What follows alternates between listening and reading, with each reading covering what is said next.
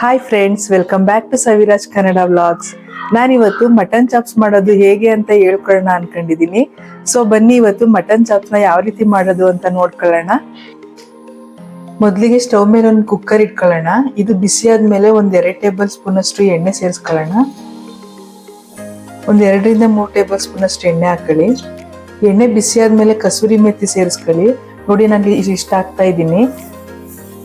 ಒಂದ್ 2 table spoon ಅಷ್ಟು ಕಸೂರಿ ಮೆಥಿ ಸೇರಿಸ್ಕೊಳ್ಳಿ. ಆಮೇಲೆ ಒಂದ್ ಅರ್ಧ ಕಟ್ಟಷ್ಟು ಸಬ್ಬಸಿಗೆ ಸೊಪ್ಪು ಹಾಕೊಳ್ತಾ ಇದ್ದೀನಿ. ಚೆನ್ನಾಗಿ ಫ್ರೈ ಮಾಡ್ಕೊಳ್ಳಿ. ಸಬ್ಬಸಿಗೆ ಸೊಪ್ಪು ಹಾಕೋದ್ರಿಂದ ಮಟನ್ ರೆಸಿಪಿ ತುಂಬಾ ಟೇಸ್ಟ್ ಆಗಿ ಬರುತ್ತೆ. ಸಬ್ಬಸಿಗೆ ಸೊಪ್ಪು ಮಟನ್ ಚಾಪ್ಸ್ನ ಟೇಸ್ಟ್ನೇ ಚೆನ್ನಾಗಿ ಮಾಡುತ್ತೆ.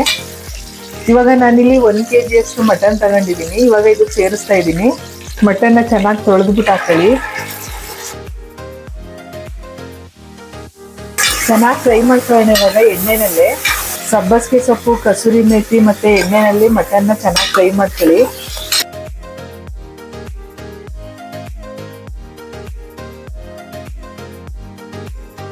ನಾನಿಲ್ಲಿ 1/4 ಟೀ ಸ್ಪೂನ್ ಅಷ್ಟು ಅರಿಶಿನ ಸೇರಿಸ್ತಾ ಇದ್ದೀನಿ. ಈಗ ರುಚಿಗೆ ಎಷ್ಟು ಬೇಕಷ್ಟು ಹರಳುಪ್ಪು ಹಾಕೊಳ್ತಾ ಇದ್ದೀನಿ.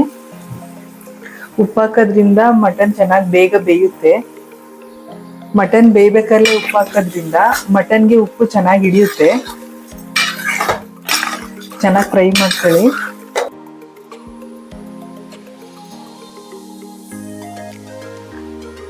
ನಾನಿವಾಗ ಅರ್ಧ ಟೀ ಸ್ಪೂನ್ ಅಷ್ಟು ಪೆಪ್ಪರ್ ಪೌಡರ್ ಹಾಕೊಳ್ತಾ ಇದ್ದೀನಿ.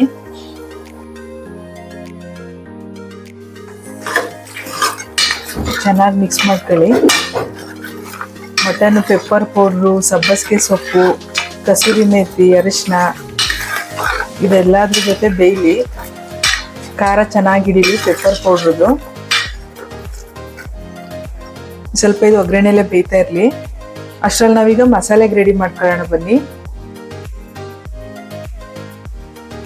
ಇವಾಗ ಸ್ಟವ್ ಮೇಲೆ ಒಂದು ಬಾಣಲಿ ಇಟ್ಕೊಂಡು 1-2 ಸ್ಪೂನ್ ಅಷ್ಟು ಎಣ್ಣೆ ಹಾಕೊಳ್ತಾ ಇದ್ದೀನಿ.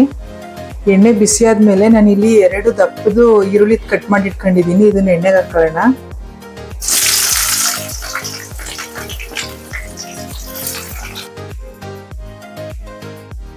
ಒಂದು kg ಮಟನ್ಗೆ ನಾನಿಲ್ಲಿ ಒಂದು 10 ಹಸಿರು ಮೆಣಸಿನಕಾಯಿ ತಗೊಂಡಿದ್ದೀನಿ.